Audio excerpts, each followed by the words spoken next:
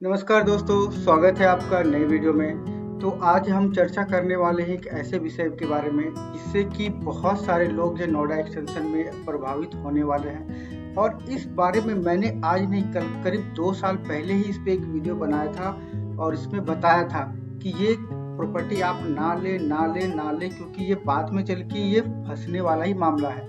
तो मेरे जितने भी मित्र हैं, जो भी मेरे से कनेक्टेड होते हैं, जो भी मुझसे सलाह लेते हैं, मैं उनको ये सब प्रॉपर्टी कभी नहीं बोलता हूँ लेने के लिए। तो आज के बारे में डिस्कस करना है। एनजीटी का एक आदेश आया है जिसके तहत ये सारे जो प्रॉपर्टी वो तोड़े जाएंगे। और अगर आपने भी इसमें ले रखा है तो मेरे हिसाब से तो वो फैसला गलत है। और लेकिन अब एनजीटी का फैसला आ रहा है, जैसा कि अब हर जगह देखा जाता है। जब एनजीटी या ये तभी जागती है जब ऑलरेडी प्लॉट सारे बिक जाते हैं और लोग उसमें फंस जाते हैं। ये केवल नोएडा की बात नहीं है, ग्रेटर नोएडा की बात की हो, मेरठ की हो, हर जगह लगभग आप देखा जाए तो यूपी में लगभग इस टाइप का ही वो प्रचलन है। यहाँ पे सारी जो सिस्टम है वो चुपचाप बैठे रहती है कि जब सारे इन्वेस्टर्स का पैसा लग जाए, इंडिविजुअल का आम जनता का पैसा लग जाए, तब जाके उसे फिर इम्प्लीमेंट किया जाता है वो रूल। तो बहुत ही गंभीर विषय है। आई होप कि मेरी इस वीडियो देखने के बाद आप एटलीस्ट इस तरह की प्रॉपर्टी में इन्वेस्ट ना करें, है ना। थोड़ी महंगी ले लेकिन अच्छी ले ताकि जिंदगी भर आपको सुकून मिले। तो चलते हैं अपने न्यूज आर्टिकल की ओर। देखिए यहाँ पे दिखाया गया है कि NGT seeks fresh construction report of illegal building in Noida.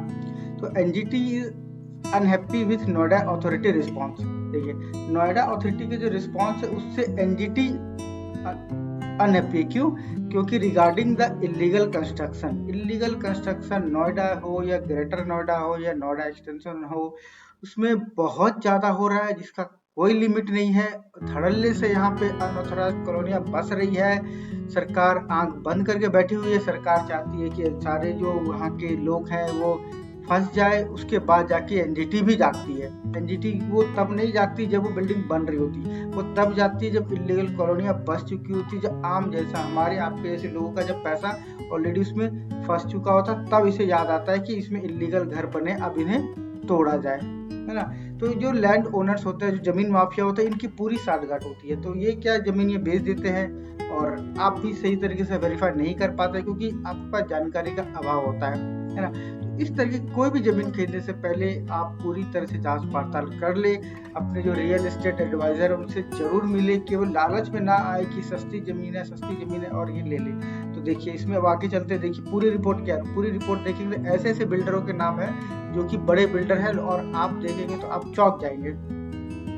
ये ज्यादा पुरानी खबर नहीं है, 1 अगस्त की है, 3-4 दिन पुरानी खबर है। इसमें देखो क्या क्या कहा गया कि इसमें ये कहा गया कि this include project like pristine green, Krishna elite homes. ये दोनों बड़े ब्रांड्स हैं। इनके भी जो प्रोजेक्ट बने हैं वो सारे ऐसी प्रॉपर्टी बने जिनपे की एनजीटी को ऑब्जेक्शंस हैं, है ना।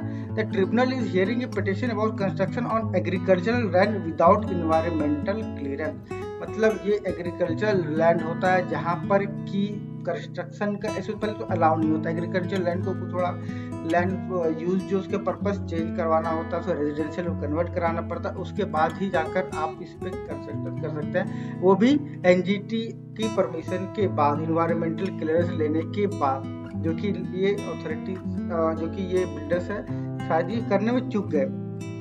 तो इनके ऊपर जो है थोड़ी सी गाज गिरने वाली है। और ये देखिए उसके बाद लिखा है expect dissatisfied with Noida authority, है ना। और इसमें आगे देखते हैं जुलाई 28 को ये एक कुछ पिटीशन डाला गया था। The tribunal chaired by justice Prakash Shrivastava on 28 directed the authority to submit a fresh affidavit. 3 हफ्ते के अंदर फ्रेश एफिडेविट सबमिट करने को कहा गया है ताकि इन पे फिर से विचार किया जाए। ये जो इनके बिना परमिशन लिए ये सारे बनाए गए। अब देखिए इसमें कौन कौन से बिल्डर नाम आ रहे हैं, है ना। देखिए NGT by petitioner counsel Aakash Vashishth including pristine green, Krishna elite home और बिसरख जलालपुर विलेज। बिसरख जो गांव है, आपको पता है नोएडा वेस्ट में बिसरख गांव है, इसके आसपास के बहुत सारे एरिया है जो कि जहाँ से कि हिंडन नदी क्रॉस करती है। तो हिंडन नदी जो सटे हुए जो एरिया है जहाँ पे बहुत तेजी से पिछले 2 साल में कंस्ट्रक्शन हुआ है, वो सारी जमीन जो है एग्रीकल्चरल लैंड के हिसाब से लेकिन उस पर बिल्डरों ने उसे बेचा, जो वहाँ के लैंड ओनर्स है जो उन्होंने बेचा, और आम जनता जिनको कि सस्ते में 2 लाख 4 लाख 5 लाख में ज़मीन मिल रही, नोएडा एक्सटेंशन में 5-5 लाख पे ज़मीन मिल रही थी, और बोर्ड लगा के, स्कूटर पे बोर्ड लगा के लोग उन्होंने बेचा है और लोगों ने लिया है। ये रहा ग्रेटर नोएडा वेस्ट, है ना, जहाँ की मैं बात कर रहा हूँ, sector 1, basically built on agriculture and आबादी लैंड। ये ऐसे लैंड है जो कि जहाँ पे कंस्ट्रक्शन अभी नहीं होता, इनको कन्वर्ट करवाना पड़ता है इन्वायरमेंटल, लेकिन ये तो लेते नहीं है बिल्डर, ये सीधा बेच देते हैं। जो प्लॉट काटने वाले लोग होते हैं, रसूखदार प्लॉट काटने वाले लोग, वो भी प्लॉट काटते हैं और बेच देते हैं, ताकि जो सामने वाला बंदा जो परचेज कर रहा वो फंस जाए। और इसमें देखिए एक बहुत ही बड़ा नाम आप देखिए, सेक्टर 1 में जो है ट्रिनिटी हाइट स्ट्रीट जलपुरा में, और विहान हेरिटेज, ये एक बहुत बड़ा फेमस नाम। इनफैक्ट कुछ समय पहले मैं भी इनके विहान में गया था। ये विहान वालों का बहुत यहाँ पे सेक्टर 1 में बहुत ज़्यादा है ऑप्शन है। इसरक जो विलेज है उसके पास है, अमीनाबाद है, समतेल इनक्लेव है, Dwarka city on GT road Greater Noida, और Kingwood decor shop near lotus villa Jalpura. तो ये सारे वो से ऐसे शॉप्स हैं, एरिया है, प्लॉट्स है यहाँ पे कि इलीगल कंस्ट्रक्शन हुआ। इलीगल कंस्ट्रक्शन मतलब इसके लैंड यूज उसको ट्रांसफर नहीं कराया गया और इस पे तो बहुत सारे लोग हैं। मैंने लगभग 2 साल पहले ही कहा था कि भाई थोड़ी सी महंगी जमीन ले लो, लेकिन इस तरह के भी पछड़े में फंसने से कोई फायदा नहीं है। इसमें से आपका थोड़े से लालच के कारण आपका बहुत नुकसान हो जाना है। बाकी इसने एनजीटी ने दोबारा वो बोला है कि we have examined the photograph including the affidavit as annexure, so most of the photographs are old from November 2005 before the filing of original plan. Thus we find no respondents, no 15 has filed to be। तो आपको दोबारा इसने कहा है कि इसको file करने के लिए अगर जिसमें कि क्लियर पिक्चर हो इलीगल कंस्ट्रक्शन, क्योंकि 2 साल पुरानी बात है ना, 22 अभी 3-25 हो रहा है, तो मतलब 2.5 साल पुराना। 2.5 साल में तो जहाँ की फोटो दिखा रहा हूँ वहाँ पे लगभग 4 गुना का कंस्ट्रक्शन हो चुका है। आप देख लीजिए नोएडा एक्सटेंशन में, जहाँ पे जो हिंडन नदी के आसपास एरिया, वहाँ कंस्ट्रक्शन कितनी तेजी से हो रहा है। इनफैक्ट वहाँ पे तो कुछ ऐसे एरिया भी है वहाँ पे भी, और कहीं और भी, जहाँ पे भी उन्होंने कहा गया है कि वहाँ पे प्रॉपर रोड, बिजली, पानी, डेवलपर्स जो है वहाँ पे ये तभी मुहैया करा रहे हैं कि आपको ये दिखाएंगे, देखिए सर रोड आ गई, बिजली के खंभे लग गए, पानी की व्यवस्था हो गई है ना, और उसके बाद भी वो जमीन जो है आपकी निकल जाती है फर्जी। तो ऐसे में ना फंसे, पूरी तरह से वेरीफाई कर लें।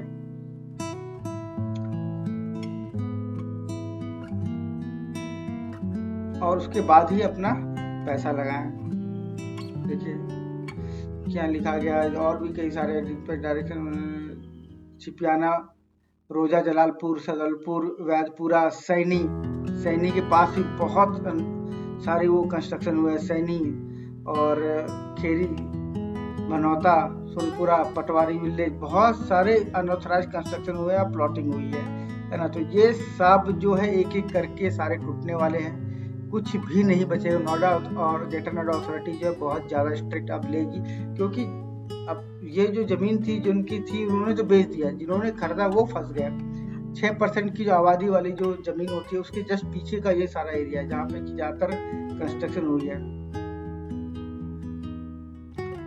तो ये सारे है इलीगल कंस्ट्रक्शन, और भी बहुत सारी बातें। देखिए इसने कहा गया the builder and agents are trying to sell off this property as early as they can। बहुत जल्दी इनको हड़बड़ी, जल्दी से ये इलीगल जमीन जो बेच दो, क्योंकि जो है वो इसको 10-20-30 गुना रेट में अगर वो बेच रहा है तो क्यों ना बेचेगा, है ना। They show they as legal, they have also obtain electricity connection आ गया, आरसीसी रोड बना दिया, इसके बाद भी वो जो है वो इलीगल ही कहलाएगा, क्योंकि नोएडा अथॉरिटी की जो वेबसाइट है, नोएडा अथॉरिटी के जो रजिस्टर है, वहाँ पे इस पे कंस्ट्रक्शन का अलाउ नहीं है। हाँ, पर मैं इस बात को भी मानता हूँ, इस तरह की चीज को वेरीफाई करना बहुत टफ है, मेरे और आपके लिए, नॉर्मल आदमी के लिए बहुत टफ है। तो इसके लिए आपको एक प्रॉपर्टी कंसल्टेंट जो होता है, जो कि सालों साल से इसमें लाइन, उनसे आप पूछिए, उनसे लड़े, वो कभी सलाह नहीं देंगे कि सर यहाँ इन्वेस्ट कीजिए, थोड़ा पैसा लगाइए, लेकिन अच्छी जगह इन्वेस्ट करने की ही वो सलाह देते हैं। देखिए दिस पिटीशन में 56 गांव इन ग्रेटर नोएडा और 18 नोएडा, among several other। इसके अलावा अगर illegal and unauthorized colonies and township are being raised in connection the provision of Air and Water Act। तो इतने लोग यहाँ बस रहे ना, इनके इतने लोग बस जाएंगे तो फिर इनके लिए एयर पोल्यूशन कंट्रोल कैसे होगा? वाटर, पानी कहाँ से आएगा? सरकार अभी बनाने दे भी देगी तो पानी कहाँ से दे पाएगी इनको? तो ये सब बहुत सारी बातें हैं जिनका मतलब जब टाउनशिप डेवलप होती है सब की बातों को ध्यान दिया जाता है, लेकिन थोड़े से कम पैसे की वजह से लोग फंस जाते हैं।